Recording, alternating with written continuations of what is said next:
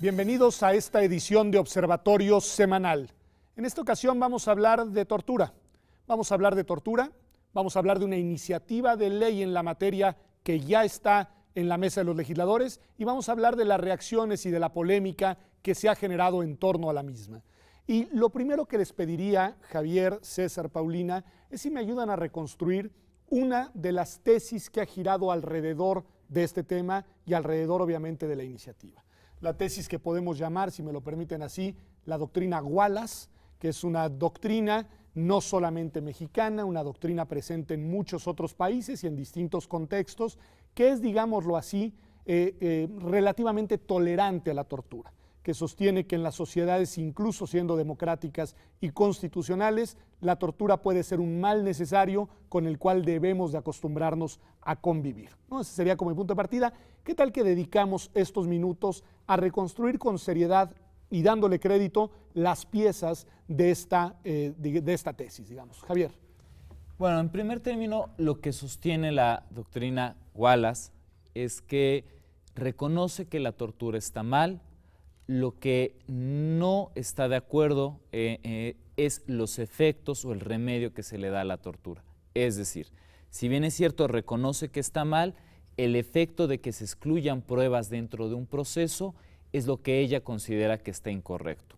Y esto se retoma de diversos precedentes. Podemos en 1930 encontrar la postura del juez Cardoso en Estados Unidos, que dice que cuando se tortura y se excluye prueba, tú corres el riesgo de dejar a un culpable o a una persona penalmente responsable en libertad. Esta misma postura va a adoptar la Suprema Corte de Justicia de Estados Unidos en 1984 en un caso que se llama León contra Estados Unidos. Entonces hay una doctrina que dice, sí, la tortura está mal, pero el remedio no debe de ser que se excluyan pruebas o que se reponga el proceso. O sea, el remedio no puede incidir sobre el proceso judicial. Una persona torturada puede eventualmente, bajo esta premisa, seguir siendo sujeta al proceso en el que se le está juzgando. Y con las pruebas obtenidas con tortura. Ok, punto muy importante. Algunas instancias, César, se han pronunciado en esta misma dirección y quiero que nos quedemos en esta postura, digamos, sosteniendo la doctrina Wallace, como es el mismo programa de derechos humanos de esta universidad y que ha aportado además algunos elementos adicionales bajo este razonamiento. ¿Cuáles serían algunos de ellos? Bueno, en primer lugar, decir que la tortura, efectivamente, como decía Javier, está sustentada sobre la base de que solamente se pueden excluir aquellas pruebas que se han resultado directamente de la tortura. Es decir, lo que argumenta el Programa Universitario de Derechos Humanos es que la Convención de Naciones Unidas sobre Tortura únicamente establece que se debe excluir la prueba de confesión bajo tortura. Eso no dice exactamente la Convención. La Convención dice que específicamente la confesión se puede excluir, pero no exclusivamente. Entonces, esta interpretación va acompañada justamente de esta visión de que solamente la tortura es un defecto procesal. Y creo que también tenemos que pensar cómo es que llega esta postura a México. Creo que un punto muy importante es lo que ocurrió en 2001 respecto de las Torres Gemelas.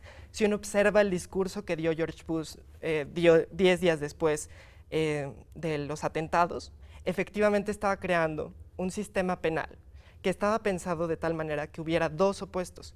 Uno, aquellos que son los buenos, y otro, el enemigo. El famoso derecho penal del enemigo que se construye bajo esas premisas en las cuales, Paulina, porque quiero que nos mantengamos dándole, digamos, sustento a las tesis, se sostiene que en ciertas situaciones de crisis, que podrían ser crisis de amenazas terroristas o que podrían ser crisis de violencia criminal desenfrenada como la que hemos vivido los países latinoamericanos, en fin, la tortura debe de ser, digamos, vista con cierta deferencia. Incluso recuerdo algunos autores que en el contexto precisamente de los ataques terroristas a las Torres Gemelas sostenían que se puede encontrar incluso un mecanismo judicial para permitir la tortura, es decir, que un juez dé el visto bueno y entonces el acto de tortura se ejecute.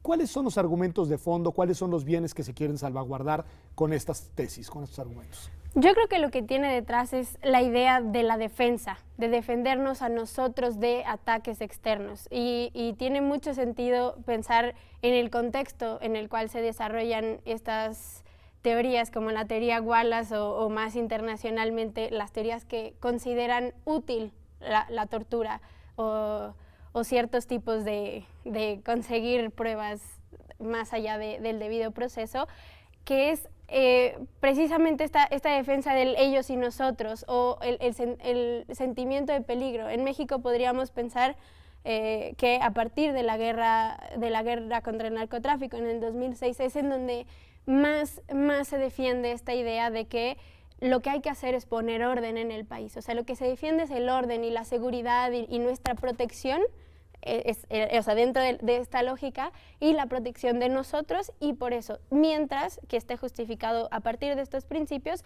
se puede hacer sufrir a una persona un poco para salvaguardar este bien común o el orden público. Está muy bien. Javier, te preguntaría, porque otra de las tesis que se sostienen, y me gustaría saber cuál es el argumento que defienden, se dice que esto no es incompatible, esta concepción del Estado penal no es incompatible con un Estado constitucional y democrático, sino que puede convivir dentro de él precisamente en contextos de riesgo excepcional en los cuales hay que salvaguardar, como decía Paulina, bienes comunes valiosos. Sí, bueno, la doctrina aquí lo que nos dice es que tenemos que generar una dicotomía en la sociedad, que precisamente parte de un discurso de buenos y malos, ¿no? De terroristas y ciudadanos, delincuencia organizada y ciudadanos, pero siempre tiene que ser dicotómico el discurso. Y dentro de este discurso lo que se dice es que dentro de las herramientas para poder hacer frente a terroristas o a delincuencia organizada, no son las mismas herramientas que se necesitan para un delincuente común o para alguien que infringe el derecho. Y que dentro de esta gama de herramientas están los malos tratos, la tortura, porque dado que tienen tanta fuerza, ya sea grupos terroristas o delincuencia organizada, el Estado se puede allegar incluso de medios que no son ordinarios o que no se le aplicarían a ciudadanos comunes.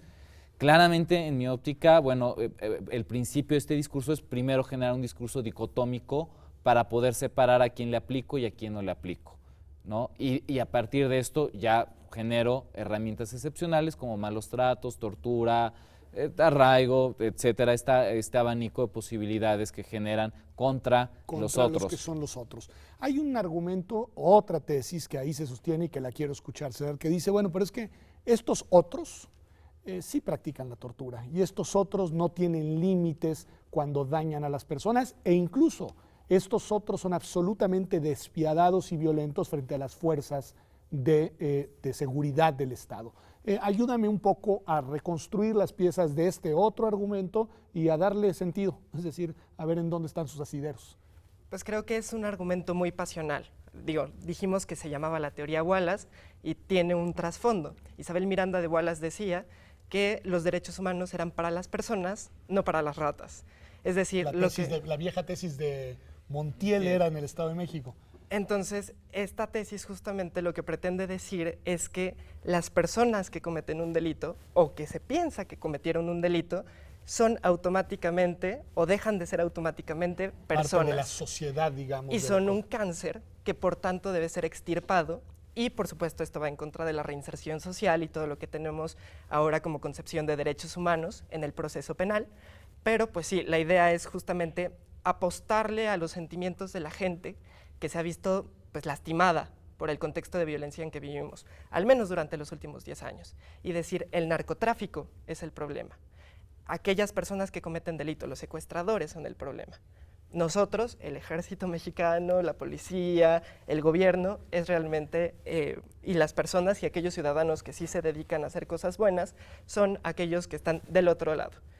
Es decir, a mí me parece que el problema que pasa con estas cosas es que pues realmente el sistema de justicia en México y la forma en la que son detenidas las personas da muy poca fidelidad también a saber. Ahí me quiero quedar un segundo porque quiero que terminemos de cerrar los argumentos a favor de la tesis Wallace antes de analizarla críticamente. Y es, Paulina, nos dicen dos cosas.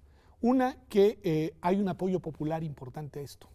Es decir, que en realidad la mayoría de las personas en México en contextos de, yo no conozco una encuesta exacta, pero que en contextos de temor, crece el apoyo y el clamor popular a la tolerancia frente a la tortura. ¿Qué decir de este argumento, abonando en él, no criticándolo? Yo creo que tiene mucho que ver con lo que mencionaba Javier de la postura dicotómica. Por todas partes percibimos y vivimos en una sociedad en la que nos están contraponiendo con las personas que tienen que ver con el crimen organizado, que tengan que ver con el narcotráfico, e incluso personas que no sabemos las razones por las cuales roban, pero roban. Cualquier persona que cometa un delito deja de formar parte de nuestro grupo, y entonces el que le practiquen estos actos de tortura no nos genera sensibilidad.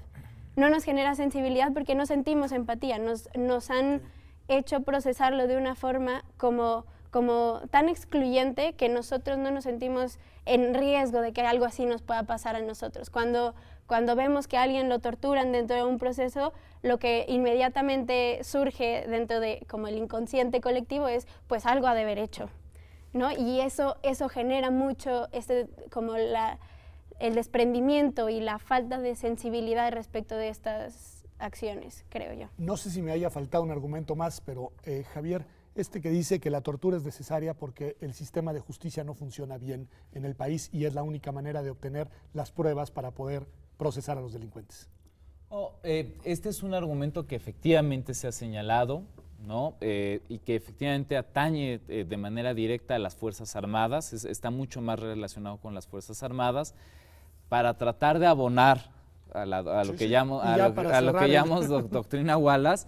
Se diría que sí, frente a un estado de emergencia o una violencia generalizada, se pueden asir de este tipo de elementos y que efectivamente así han logrado descubrir personas que están secuestradas, desarticular bandas de secuestradores, y que en virtud de las virtudes de obtener esta confesión y lograr encontrar a la persona secuestrada, el fin justifica los medios. Sí. Está muy bien planteado. Pues creo que tenemos bien reconstruida, digamos, la doctrina Wallace y sus argumentos a favor. ¿Qué les parece que vamos a un corte y regresamos aquí a Observatorio Nacional, Semanal, no nacional, y vamos a ver ahora el tema de la doctrina opuesta, es decir, aquellos que se oponen y con qué argumentos lo hacen a la utilización de la tortura como medio para obtener pruebas en los procesos judiciales. Regresamos después de un corte.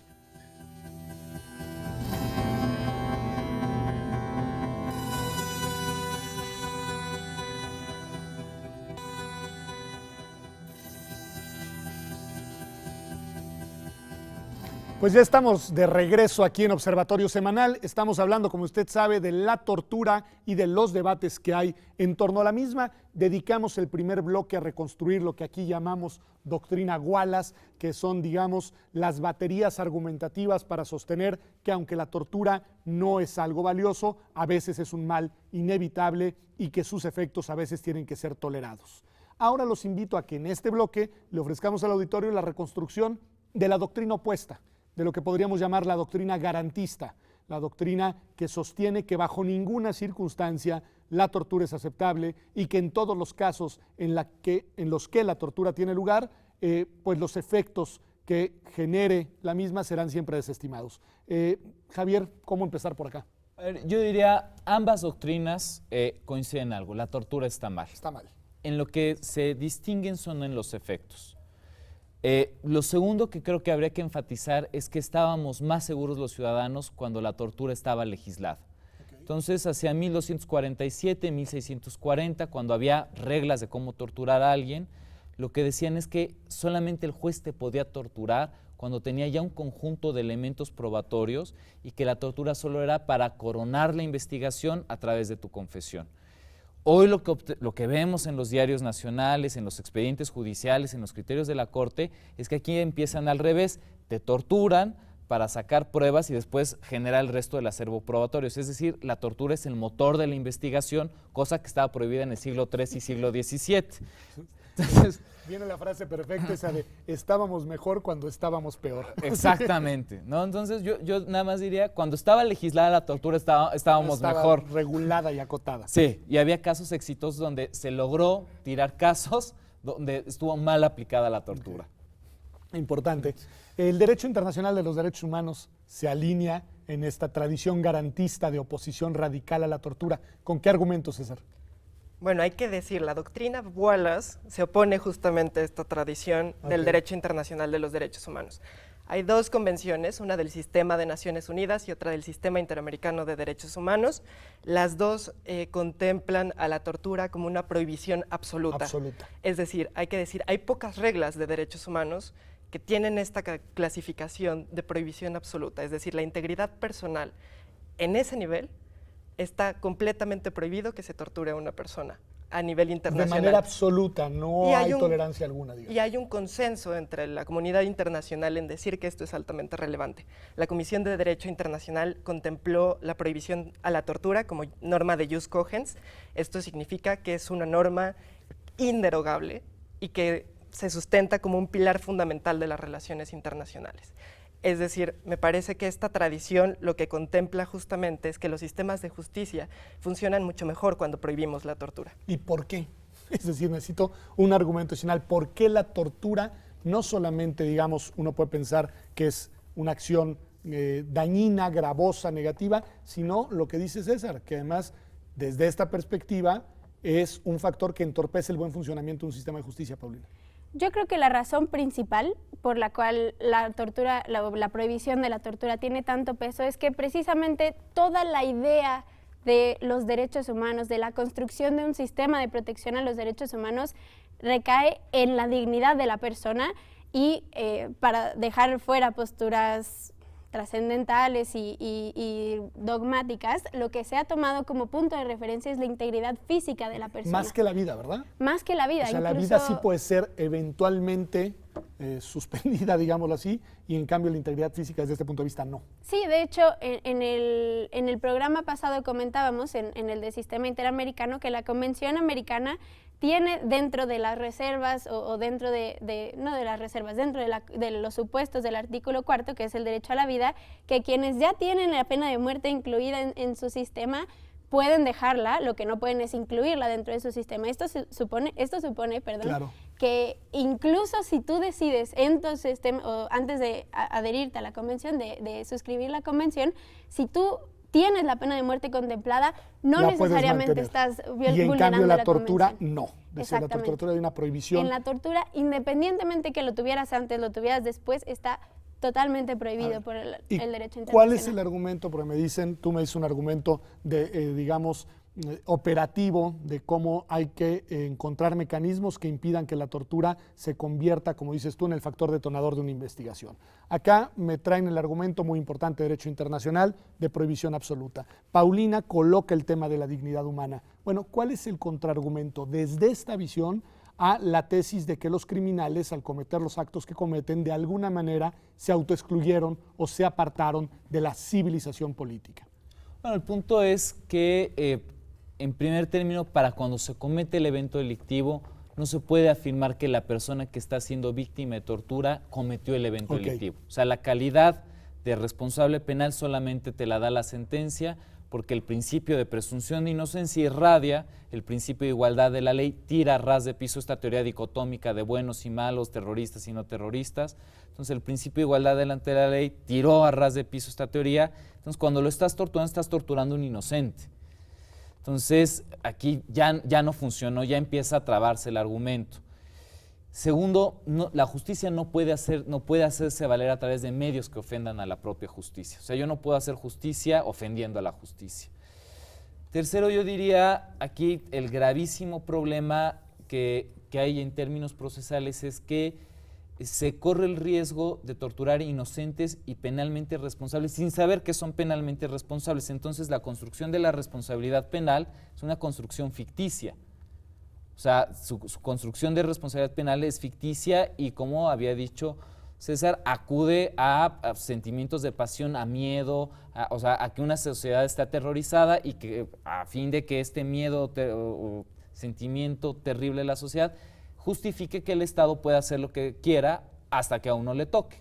Ok, un punto importante. A ver, César, ¿quieres decir algo? Yo nada más quería decir, cuando se ven estos temas, principalmente se piensa en los derechos humanos de aquella persona que está siendo pues enjuiciada. Sin embargo, también yo diría, ¿qué confianza tendrían las víctimas o los familiares de las víctimas de saber que efectivamente la persona que está siendo procesada es la persona responsable si no tienen certeza, porque no van a saber nunca si la confesión fue obtenida con o sin tortura?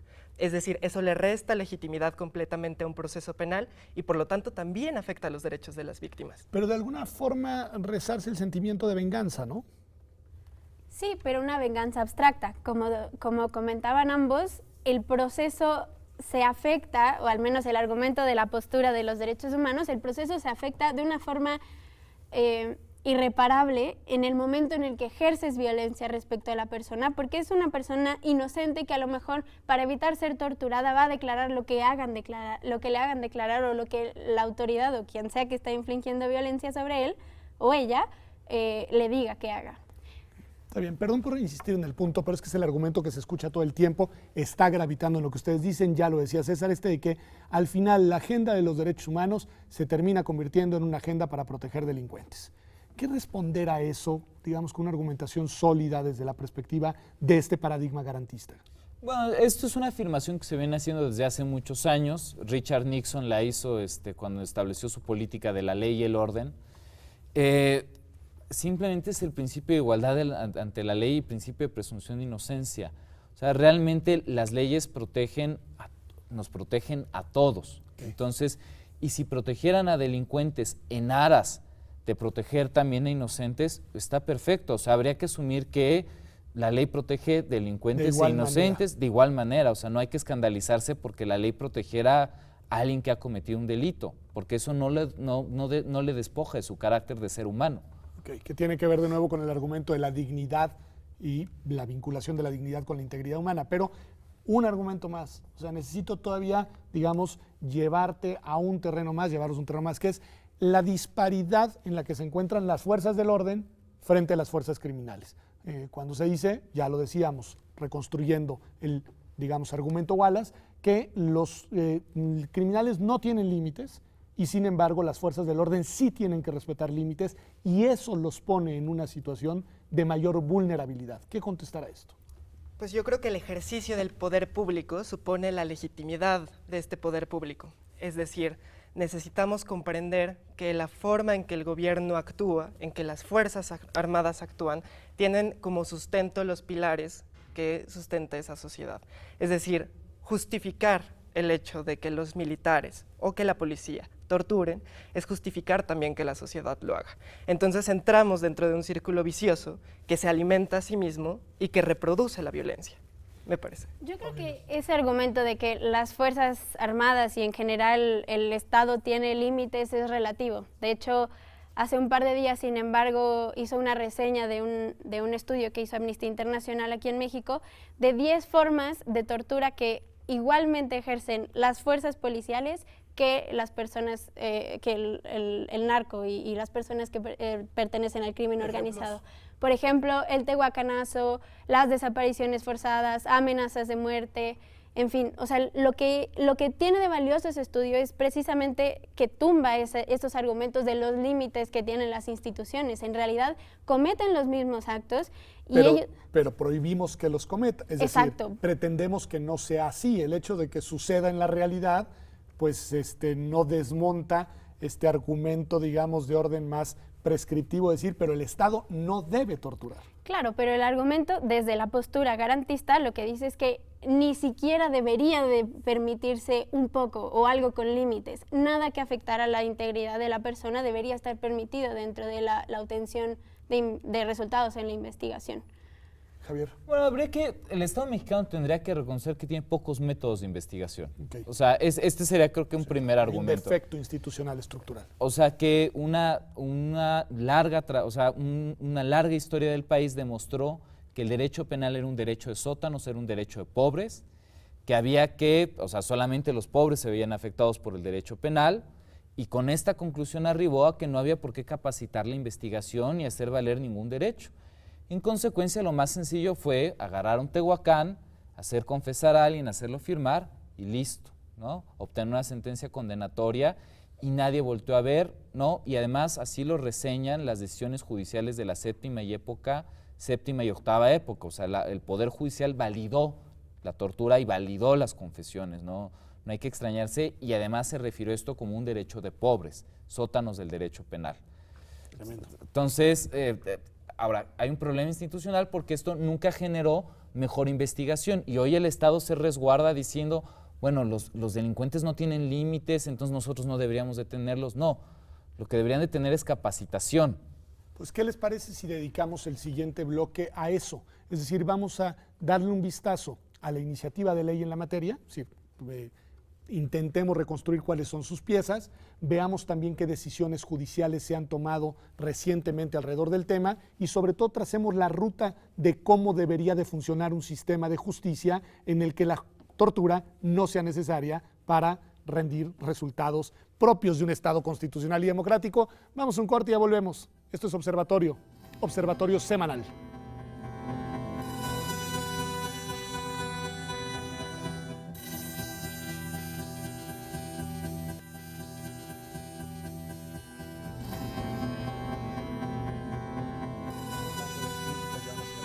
Ya estamos acá de vuelta en Observatorio Semanal. Estamos hablando, como usted ha visto, de la tortura y hemos ofrecido o intentado ofrecer en los dos bloques anteriores la reconstrucción de dos paradigmas que son impermeables entre ellos, uno que lo hemos llamado el paradigma Wallace y que es tolerante, digamos, con algunas prácticas de tortura en ciertas circunstancias, y otro que lo hemos llamado el paradigma garantista, que con un asidero muy fuerte en el derecho internacional de los derechos humanos es absolutamente, digamos, adverso a la práctica de la tortura. Y en México ahora tenemos un sistema judicial que, ya nos decía Javier, Angulo tiene muchos problemas y hay que ver cómo lo vamos a recomponer y si se está recomponiendo o no.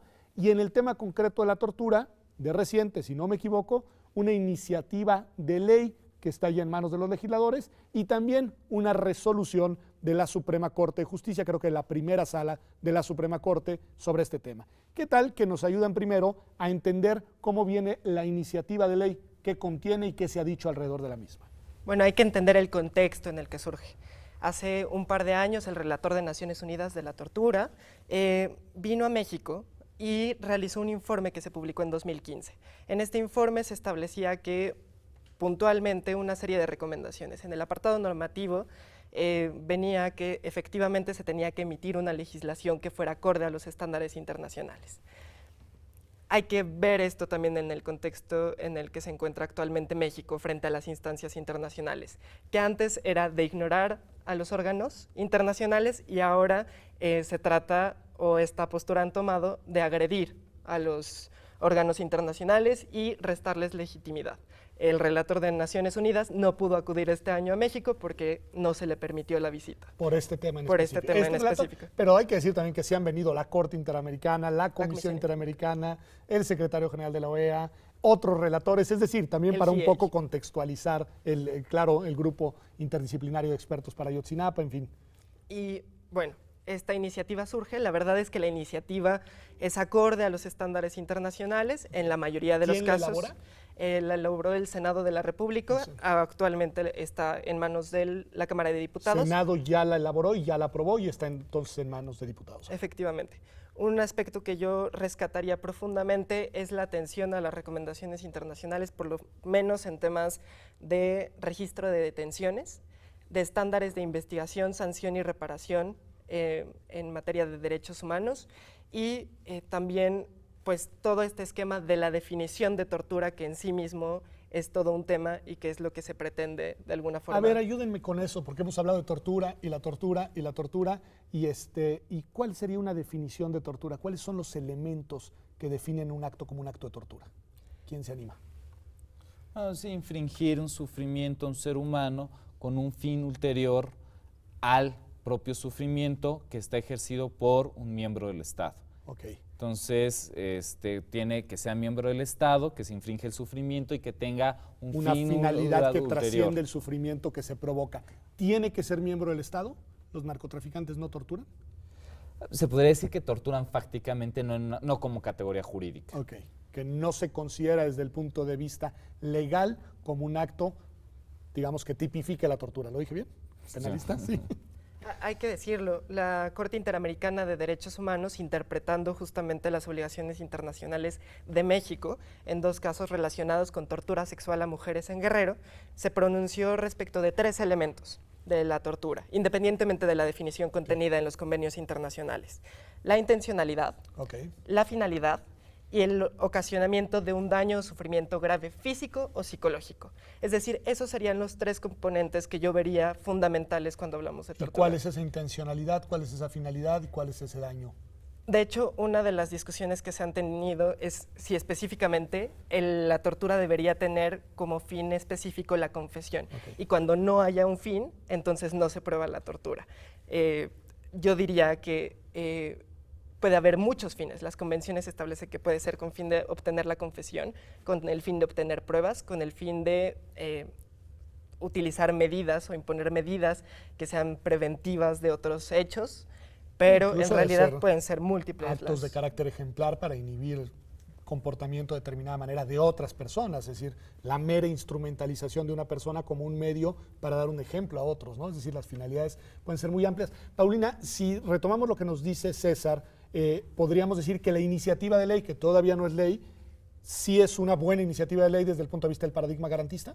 Sí, porque toma en consideración todas las recomendaciones y estándares internacionales, tanto a nivel regional como a nivel internacional. Los últimos elementos que comentaba César han sido un poco controvertidos también. Él comentaba lo de la finalidad, pero también se ha polemizado mucho sobre el tema de la intencionalidad. A ver, ¿por qué? Porque en términos de determinación de la responsabilidad de este agente estatal, la posibilidad de demostrar la intencionalidad es muy complicada, y entonces difícilmente... ¿Cómo demuestras con qué intención hizo lo que hizo? Digamos, exactamente. ¿no? Es que creo que es un tema muy importante. Javier, una pregunta importante. Eso es lo que está en sede legislativa, no se ha aprobado, todavía no es ley, hay una discusión pública alrededor de la misma, si no me equivoco, y llega un caso que no sé cómo llega a la primera sala de la Suprema Corte de Justicia para que defina su postura frente al tema de la tortura y sus efectos en el ámbito judicial. ¿Qué hay por ahí, Javier?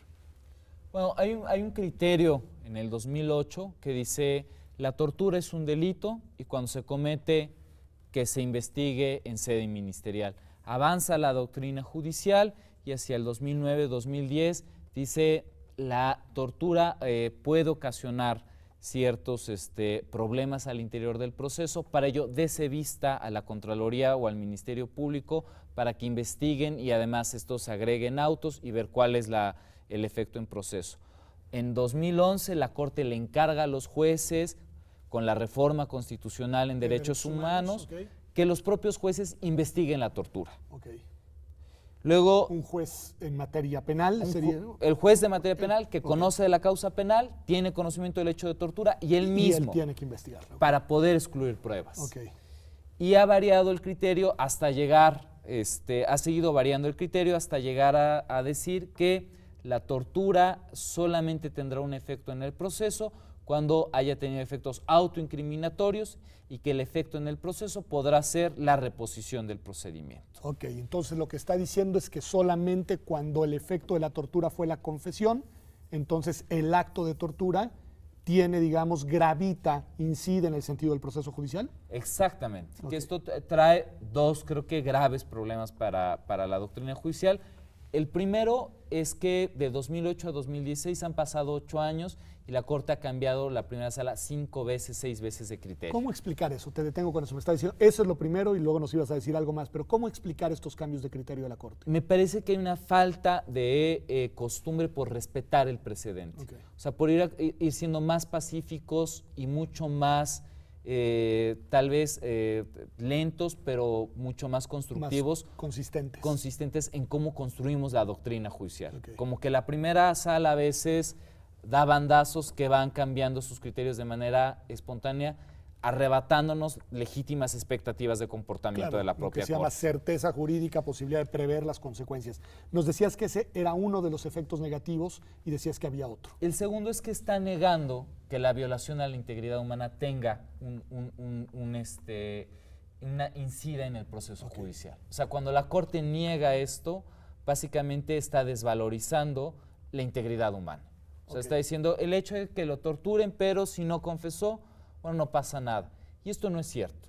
O sea, hay que admitir que la tortura puede tener un efecto indirecto sobre el proceso porque la persona ya responde ante las autoridades ministeriales o jurisdiccionales bajo los efectos que causó la propia tortura. Que esto está explorando en doctrina internacional, en derecho comparado. Okay. ¿No? Muy bien. Una pregunta, César, Paulina, Javier, al que sea. A ver, entonces tenemos, si los estoy entendiendo bien, una iniciativa de ley ya, digamos, en proceso de aprobación que responde al paradigma garantista y un criterio de la Corte, el último, el más reciente, que está inspirado en la doctrina Wallace.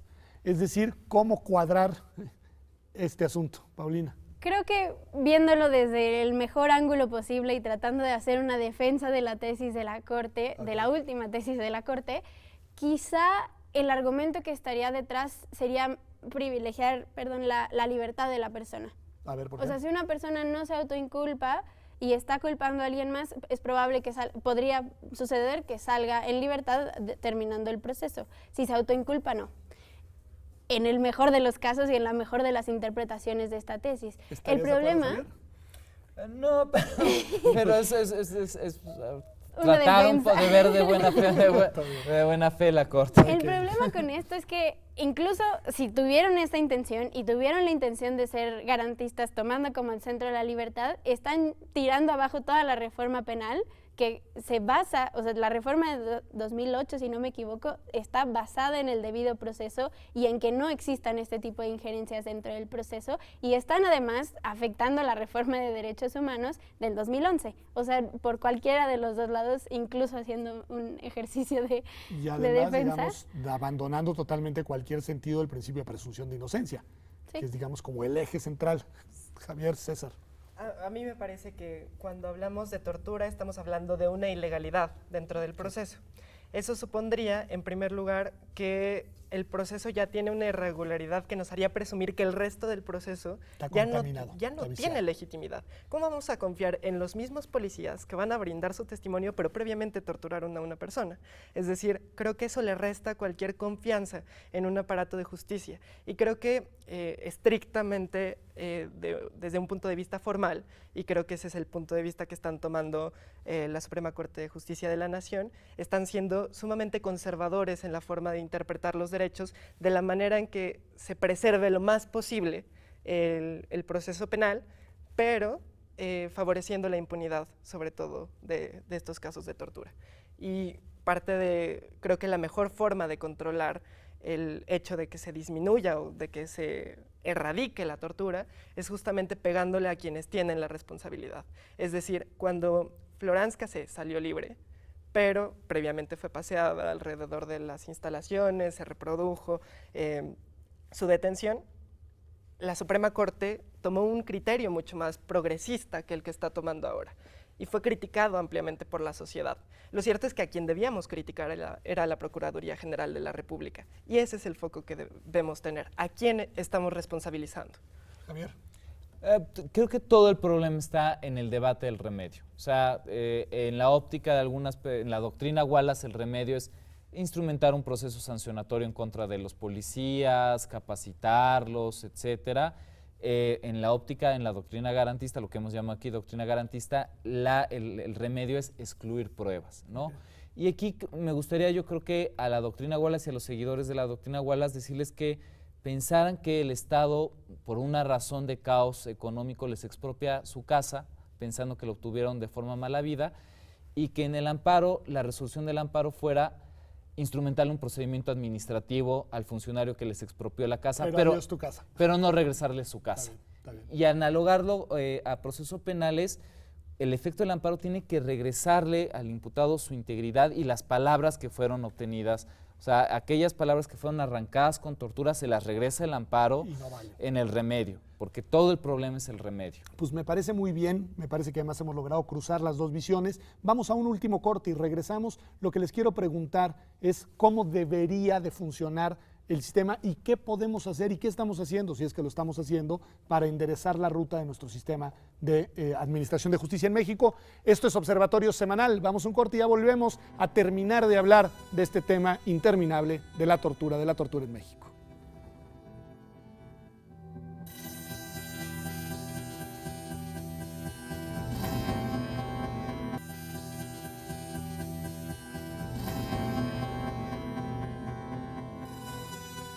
Pues ya estamos de regreso aquí para este último segmento de esta edición de Observatorio Semanal, en el que hemos estado hablando y analizando distintas posturas alrededor del tema de la tortura. Creo que sin intentar zanjar una discusión que es real, que ahí está, que tiene raíces, que es compleja, podemos decir, dando el beneficio de la duda a todos los participantes en el debate, que el ideal sería contar con un sistema de administración de justicia que funcione bien, en el que nadie sea torturado, en el que quien comete un delito sea debidamente procesado, juzgado y sentenciado, con una idea además de un sistema penal que estuviera orientado a la reinserción social y que las víctimas, a pesar del daño que ya se les causó, encontraran, digamos, en todo este proceso reparo y en la medida de lo posible restitución de los bienes que les fueron afectados. Bueno, mi pregunta es, ¿estamos haciendo en México la tarea para contar con el diseño institucional, los procedimientos y los funcionarios que nos permitan caminar en esa dirección? Javier. Bueno, hay un gran diseño constitucional en la reforma del 2008, hay un gran diseño institucional en la reforma de derechos humanos del 2011. Los problemas son de implementación. Okay. O sea, un ejemplo muy claro es Chihuahua. Fue de los primeros en implementar la reforma a juicio oral y de ahí sale el caso Arzate, que es un caso de tortura. Cuéntanos el caso. Básicamente es una persona que es detenida y es trasladada a unas instalaciones militares y a través de ahí se traslada el Ministerio Público de la Federación. En las instalaciones militares es víctima de tortura y a través de esta práctica se obtiene su confesión y esta confesión es motor del resto de la investigación, cosa prohibida desde el siglo III. ¿Y se le condena? Se le condena, los jueces de juicio oral, ya implementado el sistema de juicio oral, niegan que esto tenga valor, todo el sistema oral fracasa, regresa a las manos de la Corte y la Corte ordena su libertad. Okay. Entonces, se puede ver que el sistema oral no es la panacea Claro, en no, casos... por sí solo no nos va a resolver el asunto. Exactamente. Ok, esa es entonces implementación de la reforma que según entiendo además ya entró en vigor para todo el país ahora en 2016. En junio de 2016. Exacto. Y debe de empezar a surtir efectos en todos lados. Una pregunta rapidísima porque pues tú eres penalista. ¿Se siente el cambio? ¿Han cambiado las dinámicas y las prácticas en los procesos penales? Claramente en estados que están a la vanguardia, sí. En el Distrito Federal, por ejemplo, no. O sea, es claro que no ha pasado nada en la Ciudad de México. No, se han entorpecido los trámites Okay. a mayor abundamiento. Hay, claro, estados, por ejemplo, Guanajuato, Querétaro, donde es claramente el cambio. Ok, ¿no? Entonces estamos, digamos, a manchas de leopardo, como se dice. Avanzamos unas cosas, en otras no. Desde el punto de vista, porque esta es una pieza, la pieza pues, de todo el procedimiento y el sistema de administración de justicia. Otra parte del asunto, la agenda de los derechos humanos, César. Pues creo que el primer punto es reconocer que hay un grave problema de derechos humanos. Y eso es algo que el Estado mexicano no ha hecho hasta ahora. No ha hecho. Ese es un tema pendiente y era la primera recomendación que hacía el relator de Naciones Unidas contra la tortura. Lo primero que tiene que hacer México es reconocer que tiene un problema y a partir de ahí centrar la discusión pública en cómo atenderlo. Creo que la agenda de los derechos es muy amplia y justamente una ley no va a resolver el problema porque el problema de la tortura no es ausencia de legislación. Los estándares internacionales pueden ser directamente aplicables y existen y son vigentes actualmente. Entonces, me parece que lo más importante es pensar por qué no está funcionando, por qué existe el protocolo de Estambul, que es la prueba para saber si se ha cometido tortura, pero no se implementa o se implementa mal por parte de las comisiones de derechos humanos o por parte de los ministerios públicos. ¿Por qué tenemos un registro de detenciones que está en sentencias internacionales como parte de las órdenes al Estado mexicano y también en la Constitución? Y el registro de detenciones termina siendo una libreta en los reclusorios. Es decir, ¿por qué pasan estas cosas y por qué tenemos medidas que deberían ser efectivas y no lo son? Es que me llama mucho la atención porque en los dos casos la constante es un problema de implementación, no de normas, no de diseño. Es decir, las normas existen, nos dices, y al final las normas no se aplican, no se bajan, no llegan a la realidad y por lo mismo no la transforman. Te preguntaría, Paulina, menciona César unos actores muy importantes, no sé qué diagnóstico puede ser, muy general obviamente, que son estos órganos no jurisdiccionales de garantía, las famosas comisiones de derechos humanos. Es decir, tu impresión es que estas instituciones están, digamos, moviendo sus decisiones en la orientación adecuada para dar cuenta de la gravedad de la crisis en materia de derechos humanos en México.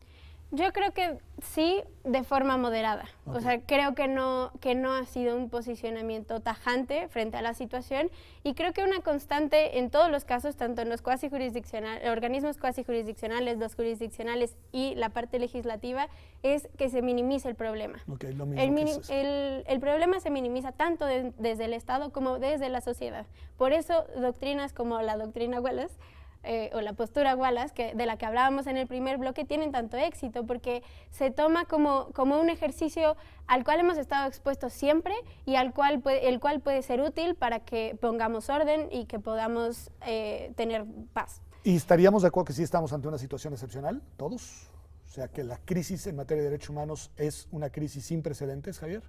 Sí, es claro, o sea, que en este momento hay una crisis de derechos humanos. Que no existan precedentes, eso habría que Claro, tal vez habría cotejarlo que- con otros espacios históricos, Ajá. pero que estamos a la mitad de una crisis De de una derechos crisis. humanos es claro. Y que hay esta, digamos, indolencia frente a la misma por parte de la mayor parte de las autoridades estatales. Sí, y sobre todo hay imposibilidad de generar el diagnóstico. Ok. Un tema importante, y te lo pregunto primero a ti, Javier, porque es digamos, tu área de especialidad y además porque tú lo trajiste hacia la mesa. Hemos hablado de los jueces y de cómo va la implementación del sistema. Hemos hablado de las normas y los estándares internacionales y su uso. Paulina nos dice que, bueno, que las comisiones de derechos humanos ahí van, digamos, en la dirección correcta, pero tú hablabas de las policías. Tú hablabas de los actores que ejercen la fuerza pública y que, digamos, tienen una enorme responsabilidad. Bueno, ¿cómo vamos ahí y qué habría que hacer para contar con la policía de investigación que este país necesita? El punto es que en la implementación de la reforma del 2008, ¿quién fue el último en capacitarse? Fue policía. Okay. O sea, está claro en los registros y así se observa de los propios informes estatales que se privilegió y que era claro que también había que capacitar jueces, ministerios públicos, defensores. Pero nadie pensó que quien tiene el primer contacto con el evento delictivo es un policía y que en consecuencia había que capacitarlo y que había que capacitarlo en el trato de evidencia, en el trato con imputados, víctimas, etcétera. Entonces, este fue un primer gran hoyo que casi siempre nos falta. En las grandes reformas casi siempre pensamos en los grandes temas, ¿no? En capacitar a todo mundo, pero nadie piensa en la persona que está operando la puerta, el archivo. O sea, quien está operando a ras de piso el problema, siempre se nos olvida. Y en este caso fue gravísimo olvidarse de que la policía opera a ras de piso la materia penal, porque precisamente es quien puede en este primer contacto a ras de piso o generar tortura o desvirtuar o golpear evidencia, etcétera, etcétera. Sí, Paulina, ¿quieres decir algo? Que también el problema de la falta de capacitación de policías es que efectivamente sucedan actos violatorios a derechos humanos y cuando se deja a la persona en libertad le echan la culpa a los derechos humanos y de ahí de nuevo el discurso de es que los derechos humanos dejan libres a los delincuentes. O sea, un mal trabajo de la policía puede también Exactamente, traducirse en y eso, impunidad. como decía César, debería ser nuestro punto como de énfasis. El que tiene que asegurarse que el proceso se lleve de forma adecuada es la policía y la procuraduría, y ellos tienen que asegurarse que el proceso se lleve de forma adecuada. Pues, si las policías no funcionan, y eso nos ha pasado, pues hemos tenido para bien y para mal, ya con decisiones políticas, decisiones de autoridad, en fin, pero se ha recurrido a las Fuerzas Armadas como los actores encargados de enfrentar a la criminalidad, sobre todo a la criminalidad más desafiante, a la criminalidad organizada. César, tu balance del desempeño, de la adaptación, de la comprensión o no de las Fuerzas Armadas a los retos y desafíos que en los últimos años han tenido que enfrentar. Triste. Yo creo que el problema aquí es que justamente en muchas partes de la República es difícil incluso distinguir dónde está la criminalidad y dónde está el ejército. Es decir, la masacre de San Fernando, por ejemplo, masacre a migrantes en San Fernando, Tamaulipas. 72 personas y después 193 más encontradas en fosas. De eso no se habla, y se habla únicamente de que el narcotráfico participó como una forma de reclutamiento forzado hacia las personas que hacían ese recorrido. Pero lo que no se dice es que había policía inmiscuida, estaba la Marina involucrada y el ejército también. Es decir, estaban estos otros tres actores que no sabemos cómo se comunicaban y cómo se interrelacionan, pero es muy triste que les estamos dando esa función que no tienen, que es de vigilar la seguridad. Les toca. de vigilar la seguridad pública y no están correspondiendo adecuadamente. Una reacción sobre esto, Javier, porque sí es importante cuando tienes a las fuerzas de seguridad, digamos, confundidas entre ellas y en algunos casos, hay que ser muy cuidadosos en esto, coludidas con actores del crimen organizado. A ver, el debate sobre la salida de las Fuerzas Armadas empezó hace aproximadamente 15 años. Hay una controversia constitucional que fijó reglas, mismas que se han irrespetado todo el camino desde hace 15 años, que era que los militares tenían que ser llamados por una autoridad civil, tenían que estar bajo la conducción de una autoridad civil y, en último punto, tenían que realizar siempre estas labores en coordinación con las autoridades civiles. Lo que podemos ver en la práctica es que en realidad las autoridades militares sustituyeron a las autoridades civiles por las razones buenas o malas que éstas sean. El problema sería que aquí sí fue un problema de orden normativo. No se respetó el dicho de la Corte en la controversia constitucional y se entró en una sustitución. Y sí habría que señalar que el papel de las Fuerzas Armadas por antonomasia no era salir a combatir delincuencia organizada y que tampoco había una, o sea, hoy por hoy podríamos tal vez estar en otro escenario, pero en el momento en que se dio, no, las Fuerzas Armadas no eran para eso. Pues muchísimas gracias, César, Javier, Paulina. Creo que hemos hecho un análisis bastante amplio de un problema muy complejo, muy sentido, muy polémico y en el cual sí se juega una parte importante de la identidad de un Estado que si quiere ser democrático y constitucional, esto lo digo yo, no lo dijeron nuestros invitados, tiene que comprometerse de manera clara, franca y abierta con el paradigma garantista. Esto ha sido Observatorio Semanal. Nos vemos aquí el próximo domingo, como todas las semanas, en TV UNAM.